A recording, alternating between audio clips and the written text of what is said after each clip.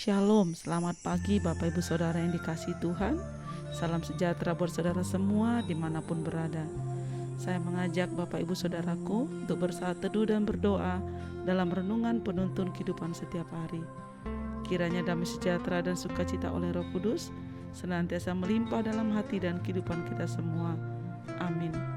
Tema firman Tuhan pagi hari ini adalah melihat yang tak kelihatan.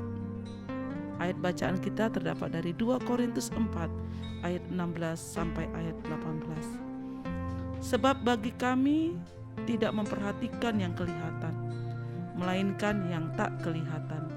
Karena yang kelihatan adalah sementara, sedangkan yang tak kelihatan adalah kekal. 2 Korintus 4 ayat 18. Saudara, banyak di antara kita mungkin pada hari-hari ini, di masa-masa yang sulit kita hadapi, di masa pandemi COVID-19 ini, kita mudah putus asa, kita mudah stres, dan tidak pernah mengalami terobosan baru dalam hidup. Karena banyak yang kehilangan pekerjaan, mata pencarian oleh karena pandemi ini. Saudara, mengapa? Karena waktu menghadapi masalah dan ujian, kita cenderung melihat itu secara kasat mata, sehingga kita mudah terpengaruh keadaan dan terperdaya hasutan-hasutan yang negatif yang melemahkan. Akibatnya kita makin terpuruk dan kalah. Sesungguhnya setiap masalah dan pergumulan adalah suatu kesempatan bagi kita untuk datang kepada Tuhan dan melihat pekerjaannya yang ajaib dinyatakan atas hidup kita. Masalah dan ujian adalah latihan bagi mata rohani kita untuk melihat alam roh yang tidak kelihatan. Maka Rasul Paulus pun tidak memperhatikan yang kelihatan, karena yang kelihatan adalah sementara, sehingga masalah, penderitaan, dan aniaya tidak sedikit pun menggoyahkan imannya. Dia tetap setia mengerjakan panggilan hidupnya. Dalam segala hal kami ditindas, namun tidak terjepit. Kami habis akal, namun tidak putus asa. Kami dianiaya, namun tidak ditinggalkan sendirian. Kami dihempaskan, namun tidak binasa. 2 Korintus 4 ayat 8. Mengapa Rasul Paulus kuat menghadapi itu semua, saudaraku? Itu karena dia selalu mengingat kematian Yesus. Bila kita menyadari betapa besar pengorbanan Yesus, sehingga dia rela mati bagi kita, kita tidak akan begitu mudahnya kecewa, saudara, menggerutu dan mengeluh bila berada dalam persoalan. Yosua dan Kaleb dapat memasuki tanah Kanaan karena mereka melihat masalah dengan mata rohani, bahwa kuasa Allah yang menyertai mereka lebih besar dari apapun juga. Sebaliknya, ke-10 pengintai gagal karena mereka melihat musuh dan tantangan yang ada seperti raksasa yang tidak mungkin bisa ditaklukkan. Nanti coba dibaca di rumah, saudara, Bilangan 13 ayat 32 sampai 33. Begitu juga dengan pelayanan Elisa yang mengalami ketakutan karena melihat kotanya telah dikepung oleh musuh, seperti yang terdapat dalam 2 Raja-Raja 6 ayat 14 sampai 15. Sebab itu Elisa berdoa supaya Tuhan mencelikkan mata rohani pelayannya, sehingga ia dapat melihat apa yang tidak kelihatan, yaitu apa yang ada di dalam alam roh. Saudara, begitu juga hari-hari ini. Mungkin engkau sedang melihat banyak peristiwa kejadian yang menakutkan.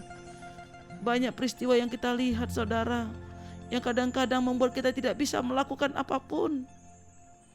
Kadang-kadang kita putus asa melihat situasi kondisi yang ada saat ini. Tapi mari kita belajar, saudara. Mari kita lihat bagaimana Paulus, Yosua, Kaleb, Elisa, mereka mengalami mungkin yang lebih sulit dari yang kita hadapi hari-hari ini.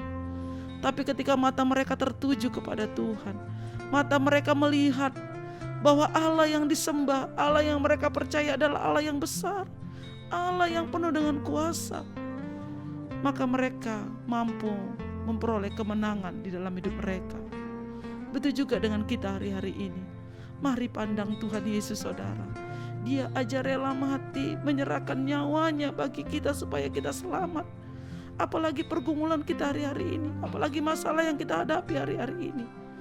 Pasti Tuhan menolong saudara, karena Dia sudah memberikan nyawanya bagi kita. Percayalah saudara, kita akan melewati semua ini, dan kita akan melihat kemenangan dari Tuhan ada atas kita. Saudaraku, pagi hari ini, mari engkau bisa melihat dengan mata rohanimu bahwa kemenangan datang daripada Tuhan, pertolongan datang dari Tuhan, dan engkau sudah memperoleh kemenangan itu karena Tuhan yang memberikannya. Saudara, bila fokus kita adalah hal yang kelihatan, kita akan menjadi orang-orang yang kalah.